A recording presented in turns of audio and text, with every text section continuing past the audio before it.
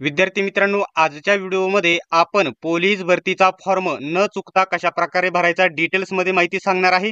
आणि खूप विद्यार्थ्यांची जी इंट्रोडक्शन टिक आहे ती टिक मार्क होत नाही, ते देखील कसे करायचे डिटेल्स मध्ये सांगणार आहे।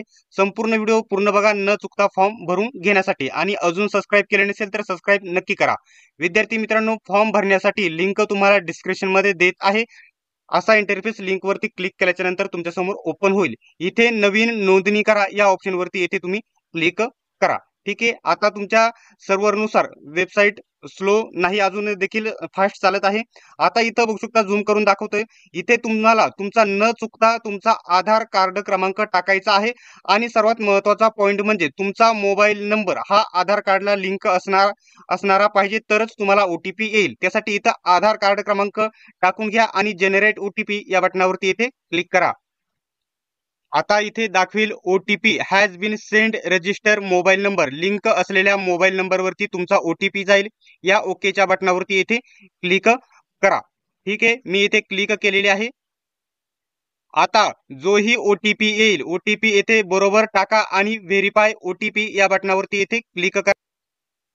आता इथे बघितलं तर ओटीपी व्हेरीफाईड सक्सेसफुली, आता ओटीपी सक्सेसफुल झालेला आहे। ओके या बटनावरती इथे क्लिक करा।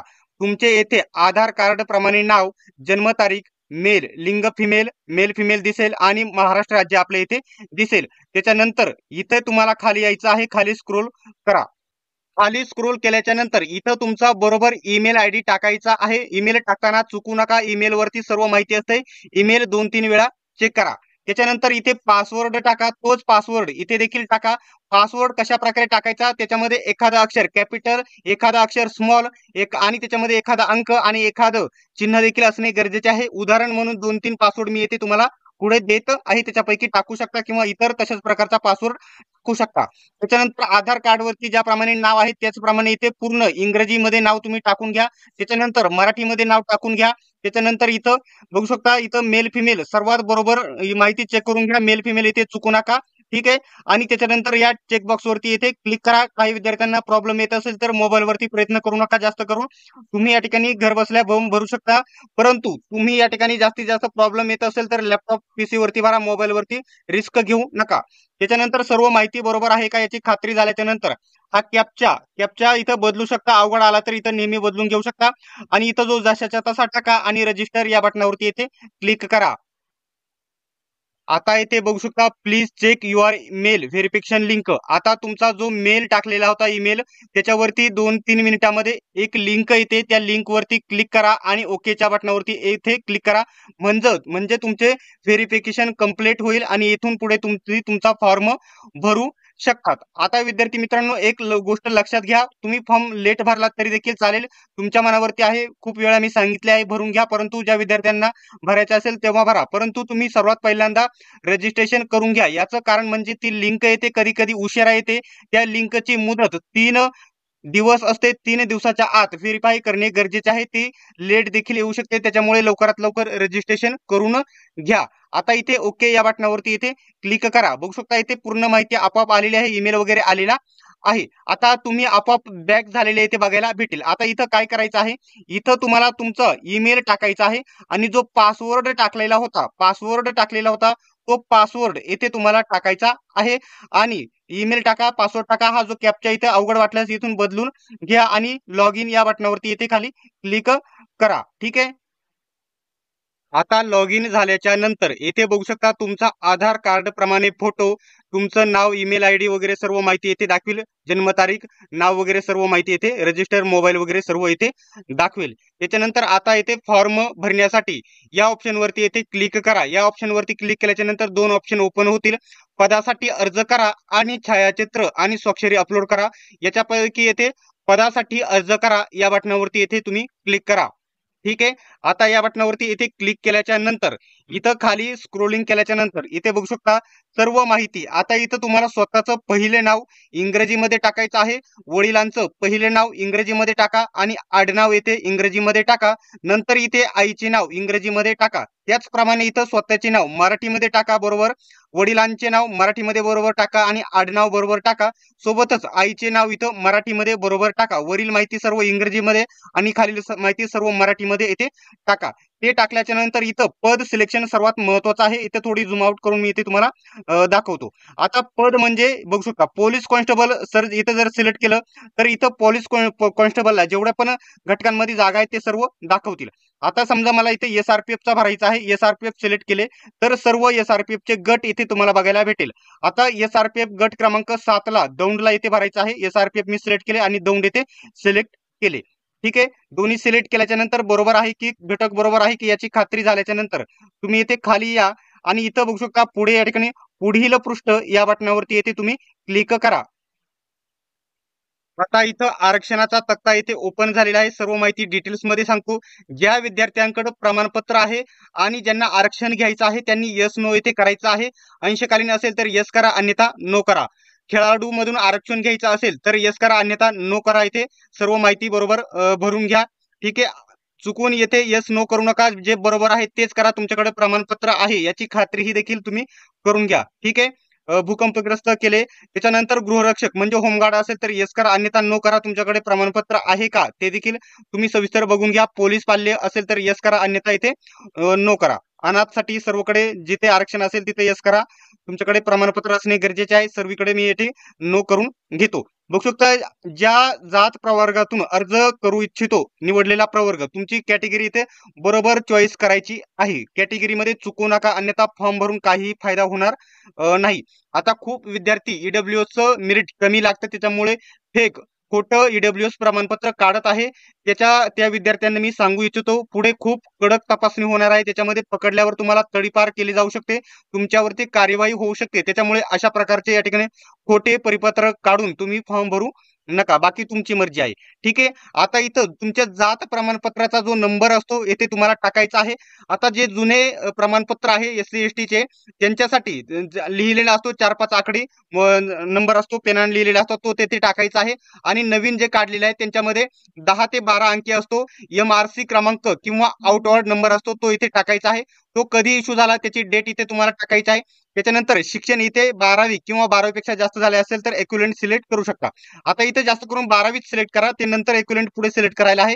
इथं फक्त 12वी सिलेक्ट करा आणि उत्तीर्ण प्रमाणपत्र क्रमांक 12वीचा उत्तीर्ण प्रमाणपत्र क्रमांक हा कोणता असतो लक्षात घ्या. तुमचं 12वीचं बोर्ड सर्टिफिकेट, आता रिझल्ट म्हणत नाही मी, बोर्ड सर्टिफिकेट म्हणत आहे त्याच्यावरती उजव्या कोपऱ्यामध्ये इथे 6 अंकी नंबर असतो. माझं मी इथे दाखवत आहे, बघू शकता अशा प्रकारचा नंबर असतो तो तुम्हाला इथे टाकायचा आहे. आणि इथं जन्मतारीख टाकताना चुकू नका. ज्याप्रमाणे आता समजा इथं इश्यूज झालेले आहे जावक क्रमांक जातीचा दाखला समजा 2025 मध्ये जुलैमध्ये आणि समजा 11 तारीख अशा प्रकारे सिलेक्ट करा. त्याचप्रमाणे इथं तुमची जन्मतारीख येथे टाकून घ्या. सर्व माहिती येथे बरोबर आहे का याची पुन्हा एकदा खात्री करा. आणि इथं खाली सर्व माहिती टाकल्याच्या नंतर पुढील एक मिनिट बघू शकता वेबसाईट आतापासूनच प्रॉब्लेम देत आहे. इथं ऑप्शन दाखवायला पाहिजे, इथे मागील पृष्ठ दाखवले, इथं पुढील पृष्ठ असा ऑप्शन दाखवायला पाहिजे परंतु दाखवत नाही. आता पुन्हा रिफ्रेश करावे लागेल. असे प्रॉब्लेम तुम्हाला नक्की येऊ शकतात. ठीक आहे, आता पुन्हा एकदा मी इथे रिफ्रेश माहिती इथे करून देतो. ठीक आहे, रिफ्रेश माहिती केलेली आहे. एक मिनिट बघू शकता आता इथे पुढील पृष्ठ हे नाव येथे आलेलं आहे. आता पुन्हा माहिती भरून घेतो. तुम्ही माहिती पूर्ण भरून घ्या बरोबर आणि इथे पुढील पृष्ठ बटनावर इथे क्लिक करा. आता पुढील पेज वरती आलेलो आहे. आपल्याला येथे आपली वैयक्तिक माहिती, घराचा तपशील, ऍड्रेस टाकायचा आहे. इथं तुम्हाला मुक्काम पोस्ट, गाव, तालुका वगैरे सर्व तुमची माहिती, अर्ज, तुमचा ऍड्रेस बरोबर टाकायचा आहे, पत्ता. ठीक आहे, त्याच्यानंतर तुम्ही कोणत्या रोडला वगैरे राहता, रोडचं एखादं नाव वगैरे इथे लिहायचं आहे. त्याच्यानंतर संपर्कासाठीचा पत्ता, तुमची एखादी वाडी, गावची उडी गाव वाडी वगैरे असते. त्याच्यानंतर तुमची गल्ली वगैरे असेल, घराचा क्रमांक वगैरे इथे तुम्ही टाकू शकता. येथे राज्य तुमचं सिलेक्ट करून घ्या, जिल्हा सिलेक्ट करा, तालुका सिलेक्ट करा, मुक्काम पोस्ट, तुमचं गाव आणि बघू शकता तुमचं गाव आणि पोस्ट एकच असेल तर तुम्ही इथे टाकायचं आहे. ठीक आहे, टाकून घ्या. त्याच्यानंतर इथं पिनकोड टाकून घ्या. ठीक आहे, त्याच्यानंतर दोन्ही तुमच्याकडे तुम्ही एकाच ऍड्रेस वरती राहत असाल तर इथे टिक करू शकता आणि जर तुमचे राहण्याचे 2 ऍड्रेस असेल तर दुसरा देखील ऍड्रेस येथे टाकू शकता. सर्व माहिती बरोबर आहे याची खात्री झाल्याच्या नंतर पुढील पृष्ठ या बटनावरती येथे तुम्ही क्लिक करा.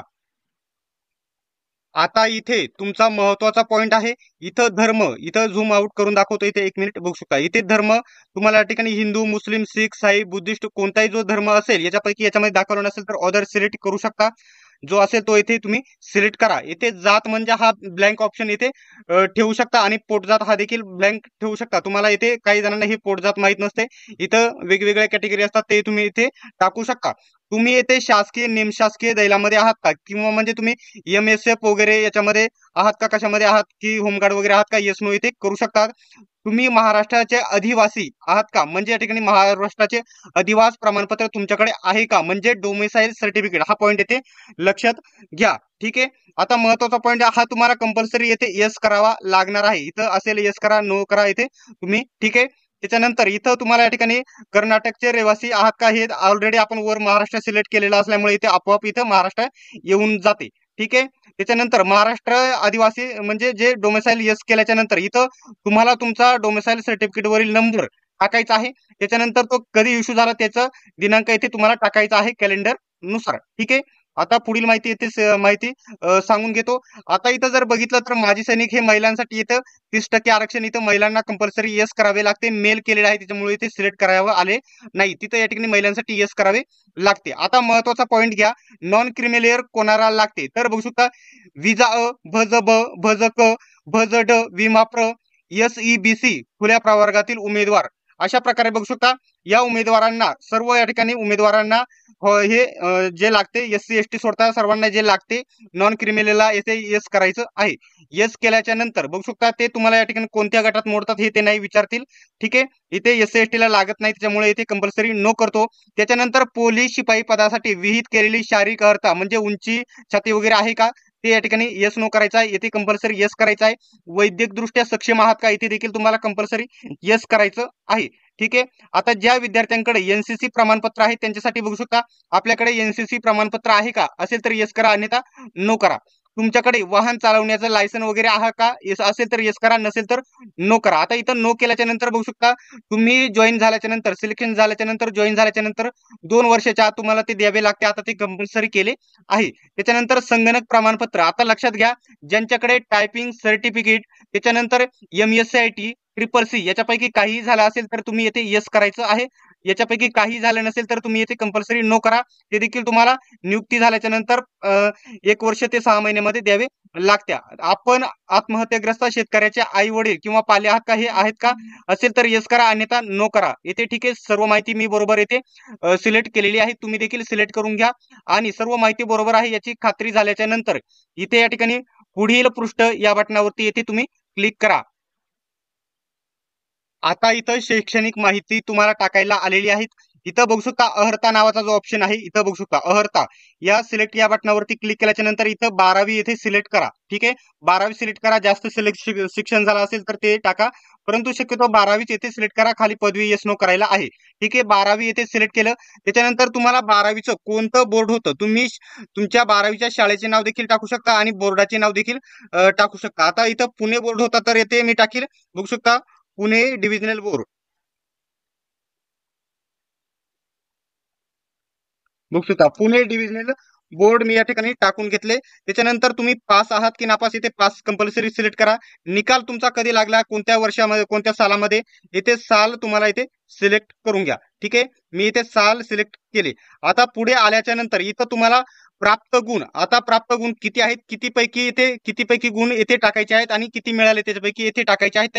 आता इथं 650 पैकी मला इथे 650 पैकी 423 मिळालेले आहेत. 423 इथे मिळालेले आहेत आणि किती पैकी तर 650 पैकी 650 पैकी हे माहिती बरोबर येथे टाकून घ्या. ही माहिती टाकल्याच्या नंतर खाली आल्याच्या नंतर पदवीधर, आपण पदवीधर आहात का, असेल तर येस करा, अन्यथा नो करा. ठीक आहे. आता इथं मी येस केले. कोणत्या शाखेत केलेले आहे तर बघू शकता इथे सिलेक्ट करायचं आहे तुम्हाला. बी एक मिनिट चुकलं इथं, जे तुमचं कोणत्या शाखेतून BA केलेलं आहे ते तुम्ही इथे टाकायचं आहे, ग्रॅज्युएशन वगैरे. ठीक आहे. आता पदवीधर असेल उच्च तर ते देखील तुम्हाला इथे टाकायचं आहे. कोणत्या याच्यामधून केलेले आहे ते देखील इथे तुम्ही टाकू शकतात. 1 मिनिट जे आहे तुमचं ते इथे टाकून घ्या. 1 मिनिट बघू शकता. हे जे असेल ना तुम्ही टाकू शकता, नसेल टाकायचं तर टाकू शकत नाही. परंतु इथे बघू शकता जर तुम्हाला MSF मध्ये जायचं असेल तर येस करा, अन्यथा नो करा. जर तुमची निवड झाली नाही तर वेटिंगला वगैरे राहिला तर खालच्या जे खालोखाल मार्क्स आहेत त्यांना MSF मध्ये घेतले जातं. ज्यांना जायचं असेल तर येस करा, अन्यथा नो करा. इथे येस करून आता इथं टिक आहे ही बघू शकता, टिक करा. ही सर्व माहिती सविस्तर वाचून घ्या, सर्व माहिती वाचून घ्या आणि येथे बघा तुम्ही सविस्तर माहिती दिसेल.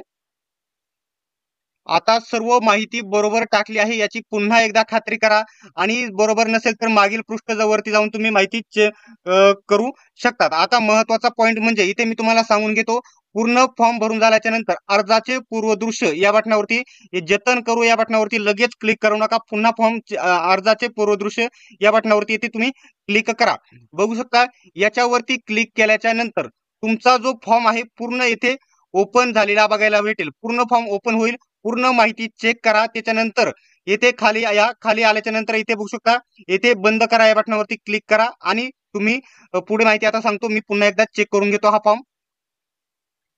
सर्व माहिती एकदम बरोबर आहे. ही सर्व माहिती बरोबर आहे याची खात्री झाल्याच्या नंतर येथे खाली जतन करा या बटनावरती येथे क्लिक करा. पहिल्यांदा अर्जाचे पूर्वदृश्य बघा, तुमचा पूर्ण फॉर्म दिसेल. त्याच्यानंतर इथे जतन चेक करून झाल्याच्या नंतर जतन करा या बटनावरती येथे क्लिक करा. बघू शकता, कृपया माहिती तपासा, पुन्हा तपासून घ्या. जतन केलेली माहिती पुन्हा संपादित म्हणजे एडिट करता येणार नाही, बदलता येणार नाही. ओके या बटनावरती येथे क्लिक करा. बघू शकता, तुमचा टोकन क्रमांक येथे भेटलेला आहे. कोणता आहे तर हा आहे SRPF गट क्रमांक 7 दौंड. किती आहे? 7428 हा आहे. आज दिनांक 21 नोव्हेंबर 2025 रोजी. तर ओके या बटनावरती येथे क्लिक करा. आता आपोआप तुम्ही होम पेज वरती आलेले बघायला भेटेल. तुमचा आधार कार्ड फोटो आणि वगैरे सर्व माहिती बघायला भेटेल. आता SRPF गट क्रमांक हे आहे वगैरे ऍप्लिकेशन क्रमांक नंतर येईल. हा तोच इथे टेकन ऍप्लिकेशन क्रमांक दाखवलेला आहे. आता इथं काय करणार आपण, आता तुम्हाला पे नाव लगेच पेमेंट करता येणार नाही. पुन्हा इथे तुम्ही या बटनावरती येत आहे. बघू शकता, अर्ज आणि छायाचित्र अपलोड करा, दोन ऑप्शन दिसतील. आता इथं छायाचित्र आणि स्वाक्षरी अपलोड करा या बटनावरती येथे तुम्ही क्लिक करा. ठीक आहे. क्लिक केल्याच्या नंतर सर्वात पहिल्यांदा महत्वाची माहिती येते मी सांगून घेतो. बघू शकता, छायाचित्र म्हणजे फोटोची साईज 5 KB ते 20 KB असणे गरजेचे आहे. फोटोची रुंदी 160 पिक्सेल असणे गरजेचे आहे आणि उंची 200 ते 212 असणे आवश्यक आहे. त्याच्याप्रमाणे फोटोची साईज देखील येथे तुम्ही बघू शकता. फोटोची कशा प्रकारे, फोटोची देखील 5 KB ते 20 KB या दरम्यान असावी. रुंदी 256 पिक्सेल असावी आणि उंची 64 पिक्सेल असावी. आता फोटो आणि सही कशा प्रकारे साईज कमी जास्त करायची, रुंदी उंची कशा प्रकारे करायची त्याच्यावरती डिटेल्स मध्ये व्हिडिओ बनवलेला आहे. त्या व्हिडिओची लिंक तुम्हाला डिस्क्रिप्शन मध्ये देतो. तो व्हिडिओ बघा आणि डिटेल्स मध्ये फोटो आणि सही अपलोड करा. आता मी इथे फोटो आणि सही अपलोड करून घेतो. त्याच्यानंतर पुढील माहिती पेमेंट कसे करायचे ते तुम्हाला सांगतो. विद्यार्थी मित्रांनो, आता इथे बघू शकता फोटो आणि सही मी अपलोड करून घेतलेली आहे. फोटो आणि सही अपलोड झालेली आहे. आता इथे बॅक या बटनावरती येथे मी क्लिक करतो. ठीक आहे, अपलोड करून घेतली. फॉर्म ते अपलोड कसं करायचं त्याचे लिंक डिस्क्रिप्शन मध्ये दिलेले आहे. तो व्हिडिओ बघा आणि डिटेल्स मध्ये अपलोड करून घ्या. आता पेमेंट करण्यासाठी, आता तुमचं पेमेंट राहिलेलं आहे. तर पेमेंट करण्यासाठी इथं बघू शकता, तुमचं या ठिकाणी पे नाव या बटनावरती येथे तुम्ही क्लिक करा. ठीक आहे, तुमचा टोकन क्रमांक दिसेल. इथे पुढे जा या बटनावरती येथे तुम्ही क्लिक करून घ्या. ठीक आहे, त्यावर मी क्लिक केले. आता इथं संपूर्ण टोकन क्रमांक, नाव, तुम्हाला किती हे चलन वगैरे आहे हे चेक करा आणि इथं ऑनलाईन भरणा याच्यावरती टिक करा आणि इथं जो कॅप्चा असेल तो स्पष्ट दिसेल नसेल तर येथे तुम्ही बदलून घेऊ शकता. ठीक आहे, आता कॅप्चा मी पुन्हा बदलून घेतो. आता हा कॅप्चा सोपा आहे तर हा मी इथे टाकतो. ठीक आहे, T5. ठीक आहे, कॅप्चा मी टाकला. आता सबमिट या बटनावरती येथे क्लिक करा. ठीक आहे, क्लिक केलंय. आता याच्यापैकी हे ऑप्शन तुम्हाला जे पाहिजे ते wallet, net banking, credit, debit हे सगळे ऑप्शन आहेत. आता या ऑप्शन वरती इथं सध्या कोणताही ऑप्शन सिलेक्ट केले तरी चालेल, शेवटला बदलायला येतात. आता इथं क्लिअरच्या नंतर इथं पे गव्हर्नमेंट क्रेडिट डेबिट या कार्ड याच्यावरती इथे क्लिक करा. इथं प्रोसीड फॉर पेमेंट या बटनावरती इथे क्लिक करा. ठीक आहे, याच्यावरती क्लिक केल्याच्या नंतर सर्व ऑप्शन, स्कॅनरचा वगैरे ऑप्शन येईल. आता ठीक आहे, सर्व ऑप्शन पुन्हा एकदा इथे दाखवतील. आता स्कॅनरने पेमेंट करायचं असेल तर इथे बघू शकता, स्कॅनरने इथे पेमेंट करा. ठीक आहे, याच्यावरती क्लिक केल्याच्या नंतर डायरेक्टली स्कॅनर ओपन होईल. त्याची मुदत 5 मिनिटं असते हे लक्षात घ्या. त्याच्या आत तुम्ही पेमेंट करा. पेमेंट करताना बॅक येऊ नका, कोणाचा कॉल मेसेज उचलू नका, अन्यथा तुमचे मोबाईलवर मधून पैसे कट होऊन जातील, तुमचं पेमेंट सक्सेस दाखवणार नाही. तर अशा प्रकारे तुमचं संपूर्ण तुम्ही डिटेल्स मध्ये फॉर्म भरू शकतात. आता पेमेंट झाल्याच्या नंतर लगेच तुम्ही त्याची पावती म्हणजेच रिसिप्ट घेऊ शकता आणि फॉर्मची देखील प्रिंट PDF मध्ये डाउनलोड करू शकतात. तर याबद्दल जर डाऊट असेल तर विचारा आणि अशाच प्रकारच्या व्हिडिओसाठी अजून सबस्क्राईब केले नसेल तर सबस्क्राईब करा आणि बेल आयकॉनलाही ऑन करा. सर्वांनी व्हिडिओ शेवटपर्यंत बघितल्याबद्दल धन्यवाद. भेटूयात आपण नेक्स्ट व्हिडिओमध्ये.